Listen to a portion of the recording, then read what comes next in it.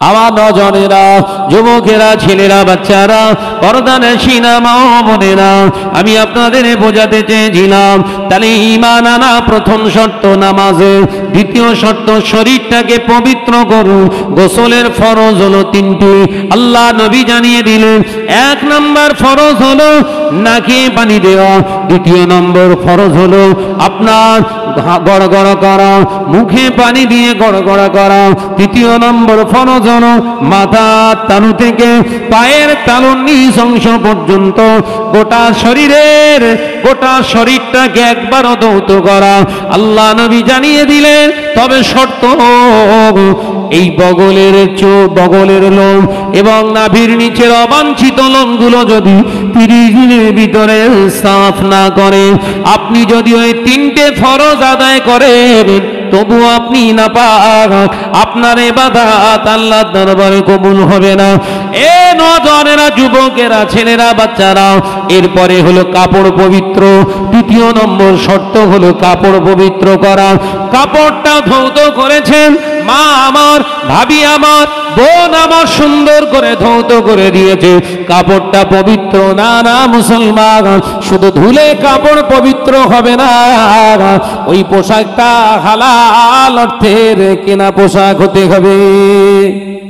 মাথায় ঢোকাতে পারছি না বোধহয়। পার্টির নেতারা দিয়েছে 2000 টাকা ঈদের দিনে খরচা করতে, এলাটা ভালো একটা লুঙ্গি আর একটা পাঞ্জাবি পরে নিবি, কিনে নিবি, তুই যা। হাড়োয়া মার্কেটে চলে গেলাম, ও একদম সাদা ধবধবে একদম আদ্দি কাপড়ের, বুঝলি পেরেছেন তো, 1000 টাকা দিয়ে একটা পাঞ্জাবি কিনে ফেললাম, আর 500 টাকা দিয়ে একটা বাংলাদেশের লুঙ্গি, বুঝতে পেরেছেন তো, পরে একদম ঈদগাহ ময়দানে প্রথম কাতারেও বসে আছে।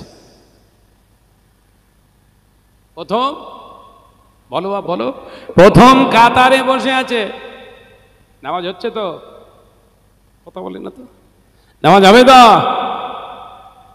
আর টাকা যদি হারাম হয় আর ওই টাকাকে ভাঙিয়ে যদি পোশাক তৈরি করেন, ওই পোশাকটা কি কোনোদিন হালাল হওয়া সম্ভব?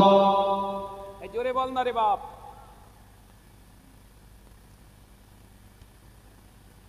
এতদিন শুনে এসেছেন শুধু ধুলে পাক হয়ে যাবে, তাই তো? দেখেছেন কোথায় গিয়ে ঘাড় মটকে গেছে? পোশাকটা যেটা পরবেন, যেটা কিনবেন, ওটা হালাল টাকার হতে হবে, হালাল মাল থেকে হতে হবে। ওটা যদি হারামের হয় 1000 বার সাবান দিয়ে ধৌত করলে ওটা হারাম। শুকর শুকর বলে তো নাকি? খিঞ্জির আলী গো, ওরে বড় সোর খিঞ্জির ঘট করে মাথা নিচু করে ঘরে দেখেননি, এখন ওরে মনে করতেছেন পাক করব, হবে তো? কথা বলে না।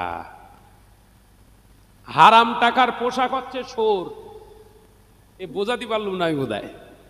সোরের পিঠি সাবান দিলি যেরকম পাক হয়, এই হারাম টাকার পোশাক কিনে এতে সাবান মারলি সেইরাম পাক হয়। এসব আজ আলেমরা আর করে না, করেছে? কথা বলছেন না কেন? এ আলেম কোনোদিন ওয়াজ এরকম করেছে? এসব ওয়াজ করবে না, দাওয়াত দেবেন না তো, দরকার নেই, যা পাচ্ছিস কর, শুধু প্রত্যেক বছর দাওয়াত দে। আমার কথা ঠিক না বুঝছে রে? বলে এই আলেমগুলোও যাবে দুমড়ে মুচড়ে সব জাহান্নামায়। ওই খানিকটা ওয়াজ, খানিকটা ভেতরে, খানিকটা বাইরে, এরকম ওয়াজ চলছে এখন। পরিষ্কার যদি পরিস্ফুটিতভাবে আজকে সমাজে ওয়াজ নসিহত হতো, কিছু মানুষ হলেও শুধরে যেত না, জোরে বলেন না। কিন্তু হচ্ছে না, খানিকটা ভেতরে, খানিকটা বাইরে। ওই বলেছে বাবা তেজ আলু কুরবানি দিতে হবে। কিরম কুরবানি? তেজ আলু একদম যেন একে চান্সে যেন একদম ফুলসিরাত পার করলে যায়। একদম গিয়ে আপনাদের গরুহাট কোথায়? এদিকে ও পোলেরাটে গিয়ে একদম গিয়ে তেল চুইয়ে পড়তে যেন গায়ে দিয়ে গিয়ে পেছনে ঝাপটা মেরেছে আর ঝাড়ালাতি মেরেছে একদম, বুঝতে পেরেছেন? বলছে এই মালই নেবো, গায়ে ক্ষমতা আছে মানে ফুলসিরাত এক চান্সে পার হব। দাম কত? ৭৫,০০০ টাকা। ৭৫,০০০ টাকা। বলেন কুরবানির গরু এক ডাকে কিনতে হয়, এ কথাটাও হচ্ছে হারাম। বোঝাতে পারলুম না? এরম বলে না সমাজে আছে না নাই? কুরবানির গরু পশু বেশি দাম দরাদরি করতে নেই, এরকম একটা ফতোয়া আছে না? এ ফতোয়া বলো কোনো শরিয়াতি ফতোয়া না, শয়তানের ফতোয়া বলো। কুরবানির মাল যত বেশি আপনি, কথা বুঝতে পারেননি, দাম দস্তর করুন, পোষালে নেবেন না, পোষালে নেবেন না, যত খুশি।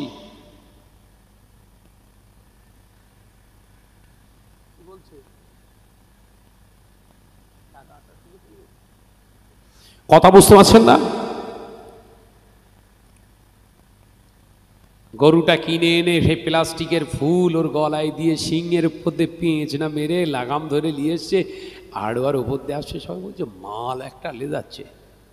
কি বলছে? কি লে যাচ্ছে? বা গরু আর বলেনি, বলো মাল। ও গরুর মাল বানিয়ে দিয়েছে। আর ঘরের মেয়েরা আজকে জলসায় যারা সেজে গুজে ঘুরেছে, জন ছেলেদের কি বলেছে বল না রে বা, জোরে বল, এরম করিসনি। কি বলেছে? একই শব্দ, একই। ভাইরা, নজনেরা, যুবকেরা, ছেলেরা, বাচ্চারা, পর্দানশীনা মা বোনেরা, আলোচনা বুঝুন, ভালো করে বুঝবার চেষ্টা করুন। তাহলে কুরবানির গরুটা কিনলেন, ওই কুরবানির গরুটা ৫৫-৭৫ টাকা দিয়ে কিনেছেন। ৭৫,০০০ টাকাটার ভিতরে যদি ১ টাকা হারামের টাকা ঢুকে যায়, আল্লাহ পাক ওই ১ টাকার ওসিলায় গোটা টাকাটা, গরুর গোশতটা হারাম বানিয়ে দেয়। এ নজনের যুবকেরা, ছেলেরা, বাচ্চারা, কুরবানি করা আল্লাহ যার উপরে ওয়াজিব বানায় না, আল্লাহ পাক তার উপরে ওয়াজিব করে দিয়েছে। যারা হালাল অর্থ আছে, হালাল অর্থ সংসার চালানোর পরে হালাল অর্থ আছে, একটা পশুকে ক্রয় করে কুরবানি দিতে পারবে, আল্লাহ তার জন্য কুরবানিকে ওয়াজিব বানিয়েছেন। জোরে বলুন সুবহানাল্লাহ, আরো জোরে বলুন সুবহানাল্লাহ। এ নজনেরা, সামনে কুরবানি, তাই মাবুরাবাদের মুসলমানদের সাবধান করে রেখে যায়। অনেক মুসলমান হালাল টাকার কুরবানির গরু কেনে, পশু কেনে। হালাল টাকার গরু কেনার পরে দেখতে পাওয়া যায় হাটেতে চামড়া বিক্রি হয়ে যায়। আছে না? হাটে গরু কিনেছে কুরবানির জন্য, যার কাছ থেকে কিনেছে, যে ব্যাপারীর কাছ থেকে, ওই বলে দিয়েছে ভাই চামড়ার আমার দিস। গরু জ্যান্ত বলো, কুরবানি এখন 1 সপ্তাহ বাকি। ও বলল মুখে তো বললে হবে না, তাহলে বাইন আমার। আমি কি ঠিক বলতিস না ভুল বলতেছি? 200 টাকা বাইনা মেরে দিল, চামড়াটা আমার দিস, মেরে দিল। হালাল। সব চুপ করে, সব আসামি ভর্তি বোধহয় নাকি? যুবকেরা, পশু যতক্ষণ দাঁড়িয়ে আছে, ওর গায়ের পশম এখন ওর গায়ে চামড়ার সঙ্গে লেগে আছে, গোস্তের সঙ্গে লেগে আছে। ওই পশুটা এখনো জিন্দা, ওর চামড়া বিক্রি করার জন্য আপনি তার কাছ থেকে যেটা নিলেন বায়না, ওটা হলো হারাম। চলবে না, চলবে না। ও নজনেরা, যুবকেরা, খেয়াল করুন। এরপরে কুরবানির গরুটা জবাই হলো। ইমাম সাহেব বিসমিল্লাহি আল্লাহু আকবার বলে ছুরি চালিয়ে দিয়েছে, জবাই হয়ে গিয়েছে। গরুটা তেজানো হওয়ার কারণে অনেকক্ষণ ধরে হাত পা খেজাখেজি করছে। পাশ থেকে আর একজন ইমাম সেজে ছোট একটা চাকু নিয়ে ক্ষত জায়গায় বারে বারে খোঁচা মারছে। এই বারে বারে খোঁচা মারলে যে ওর কুরবানি হলো না, ওকে আবার নতুন গরু কুরবানি করতে হবে। কথা বুঝতে পেরেছেন তো? এরকম করে না, করে না। মাল এখনো মরিনি, কই ছুরি দিন দেখি। কথা বলে না, এখনো মরেনি। ইমাম সাহেব করে দিয়ে বেরিয়ে গেছে, ও একটা ছোট চাকুলে সেই ক্ষত জায়গায় বারবার খোঁচা মারে না, এই মারে না, মারে না, জোরে বলদার। ওই গরুর গোশতটা খাওয়াটা হচ্ছে শরিয়াতে মাকরুহ, এবং ওই গরু কুরবানি হয়নি। ওই কুরবানি দাতাকে আবার নতুন গরু কুরবানি দিতে হবে, নইলে কুরবানির হক আদায় হবে না। সামনে কুরবানি, ওই জন্য একটুখানি বলে দিয়ে যায়, নইলে সর্বনাশ করে দিয়ে বসে থাকবেন তো। এর জনে যুবকেরা, তৃতীয় নাম্বার হলো গরু কুরবানি দিচ্ছেন, গরু কুরবানি দিয়েছেন, এলাকার 4-5 জন এসে আপনার গরুর কাজ করে দিল। কাজের শেষে কারোর 2.5 কেজি, কারোর 3 কেজি, কারোর সামনের ঠ্যাং, কারোর পিছনের ঠ্যাং, তার সঙ্গে কিছু কিছু গোশত দিয়ে বিদায় করে দিলেন। চলবে না, চলবে না, চলবে না। ওর কাজের বিনিময়ে ওই গরুর গোশত আপনি দিতে পারেন না। শুনে রেখে দেন, জেনে রেখে দেন, আপনার ওই গরুতে, আপনার ওই পশুতে ও পরিশ্রম করেছে, বিনিময়ে আপনাকে ওর অর্থ দিতে হবে, অর্থাৎ টাকা দিন।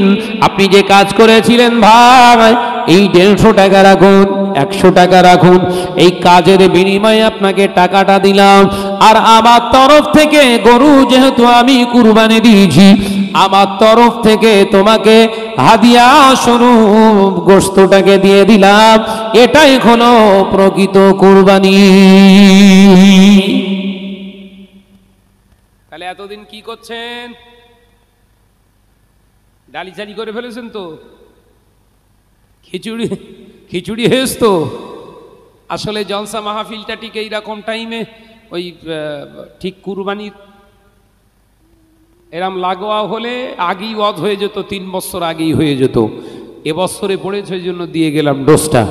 সাবধান হন, খেয়াল থাকবে তো নাকি? কুরবানি কিনতে হবে, লটারি কাটা টাকা, তাই তো? কথা বলে না, গরিবের মাল ধ্বংস করা টাকা, তাই তো? 1 নাম্বার, হালাল টাকার ক্রয় করতে হবে। পশু কুরবানি করতে গেলে হালাল অর্থ আপনাকে দিয়ে পশুটাকে ক্রয় করতে হবে। 2 নাম্বার, যারা ভাগে মিশালি কুরবানি দেয়, মিশালি 7 জনা মিলে, ওর ভেতরে একটা মাল যদি রসালো মাল ঢোকে, বাকি 6 জনেরও ঘাবলা। এ কথা বলে না, বুঝতে পারছেন না নাকি? ভাগে কুরবানি দেওয়া জায়েজ, চলবে, কিন্তু শর্ত হলো ওই 7 জনায় হালাল অর্থের মালিক হতে হবে। 1 পিস যদি ওর ভেতরে ঢুকে যায়, পুরো ওই 40 কেজি দুধে 1 ফোঁটা লেবুর রস, দুধ কেটে ছানা, কত খাবি খানা। কথা বুঝতে পারছেন না নাকি? যে আমার নজনের যুবকেরা, ছেলেরা, বাচ্চারা, 3 নাম্বার কি বলেছি? পশু ক্রয় করে আনার সময় খেয়াল করবেন যেন ওই পশুর চামড়াটা গরু জবাই না হওয়া পর্যন্ত, খাল ছাড়ানো না পর্যন্ত ওর চামড়ার কোনো অর্থ গ্রহণ করা যাবে না। 3 নম্বর হলো। 4 নম্বর কি বললাম? গরু জবাহের পরে তাড়াতাড়ি শেষ হচ্ছে না, তাড়াতাড়ি ও মরছে না, জবাইটা হয়ে গেছে, তারপরেও ছোট ছুরি নিয়ে ক্ষত জায়গায় খোঁচা মারা চলবে না। 4 নাম্বার হলো। 5 নাম্বার কি বললাম? কুরবানির গোশত যারা কাটাকাটি করেছে, আপনার খেদমত করেছে, তাদেরকে আপনি ওই পরিশ্রমের বিনিময়ে পারিশ্রমিক হিসাবে ওই গরুর গোশত দিতে পারবেন না। ওই গরুর গোশত দিতে পারবেন হাদিয়া স্বরূপ। আর ও পরিশ্রম করেছে, তার বিনিময়ে 100 টাকা, 150 টাকা, যার যেমন অর্থ আপনার আল্লাহ দিয়েছে আপনি ব্যয় করুন। আল্লাহ পাক আমাদের সকলকে বোঝার তৌফিক দেন, বলুন আমিন। জোরে হয় না আল্লাহুম্মা আমিন। মহাব্বতের সঙ্গে আল্লাহুম্মা সাল্লি আলা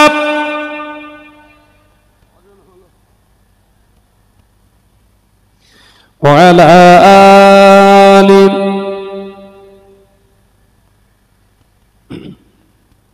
বাবাজিরা বলেন, আগামী বছর এই জালসা মাহফিলটা হবার দরকার আছে না নাই? জোরে বলেন। এই আগামী বছর এই জলসাটা হবার দরকার আছে না নাই? জোরে বলেন। কে কে রাজি আছেন হাত তোলেন তো দেখি। আগামী বছর এই জলসাটা হোক, কে কে চান হাত তোলেন। হাতে সব ব্যথা না কি বলেন দিন, এরকম হচ্ছে কেন? হেরা এক চান্সে 2 হাত তোলেন দেখি, ব্যথা গন্ডগোল সব ছাড়িয়ে দেবো আজকে। হাত নামান, একসঙ্গে আমি তুলবো, আমার সঙ্গে তুলবেন। আগামী বছর এই জলসা হোক, কে কে চান হাত তোলেন। মাশাআল্লাহ, তাকবীর দেন না? ওই যে হাত নামাচ্ছে, হাতে যেন সব কি বোতল ছড়বো নাকি? হারা সব বনেছেরা, তাকবীর দেন, নারায়ে তাকবীর। হাত তোলেন, তাকবীর দেন, নারায়ে তাকবীর। আর জোরে হে নারায়ে তাকবীর। মাশাআল্লাহ, হাত নামান। বলেন কোন সোনার মানিক আছেন আগামী বছর এই জলসা মাহফিলের জন্য 2000 টাকা ওয়াদা করবেন? কোন সোনার চাঁদ? আমি গুনাহগার, দোয়া করে যাব। আমি গুনাহগার, বাড়ি এসেছি ওমরা থেকে, আজকে বোধহয় 18-19 দিন হচ্ছে। আপনার জন্য খাস করে দোয়া করে যাব, আল্লাহ পাক যেন আপনাকে নিয়ে যান নবীর দরবারে। জানেন এই এতবার আল্লাহ নিয়ে যাচ্ছে তবুও মন পোষাচ্ছে না, যেন মনে হয় প্রত্যেক দিন গেলে ভালো হয়। কথা বুঝতে পারছেন না? ভাইরা আমার, বলেন কে আছেন 2000 টাকা দেবে? একজন সোনার মানিক হাত ওঠান যে ভাইজান আমি 2000 টাকা দেবো। কি নাম? ইব্রাহিম ভাই। ইব্রাহিম ভাই আমার 2000 টাকা। প্রথম নাম্বারে তাকবীর দেন, নারায়ে তাকবীর। গলায় কি ব্যথা হয়েছে? পানি তাকবীরের যুদ্ধ দেখো না, একটু প্রাণ খুলে দাও, নারায়ে তাকবীর। আরে জোরে হ্যাঁ নারায়ে তাকবীর। ইব্রাহিম ভাই 2000 টাকা বলুন মারহাবা। ইব্রাহিম ভাই 2000 টাকা বলুন মারহাবা। আল্লাহ পাক এ দানকে কবুল করো, ফেলে দেবেন না। এই দানের ওসিলায় কাজ কারবারে, ব্যবসা বাণিজ্যে হালাল রুজিতে বরকত দান করুন, বলি আল্লাহুম্মা আমিন। নারায়ে তাকবীর।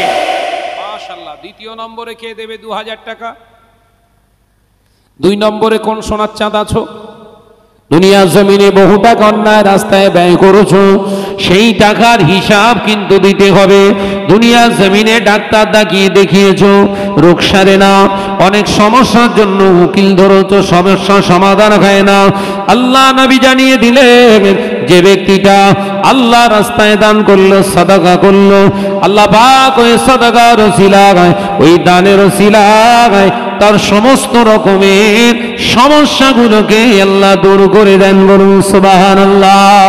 আল্লাহ নবী অপার হাদিসে জানিয়েছে, আস-সাখিফ হাবিবুল্লাহ, দানী ব্যক্তির একটাই পরিচয়, দানী ব্যক্তিটা হলো আল্লাহর দোস্ত। জোরে বলুন সুবহানাল্লাহ, নারে তাকবীর। বলো 2 নম্বরে কে দেবে 2000 টাকা? 2 নম্বরে কোন সোনার চাঁদ দেবে 2000 টাকা? বলেন বাপ, বলেন, হাত তোলেন। 2000 টাকা দিয়েছি।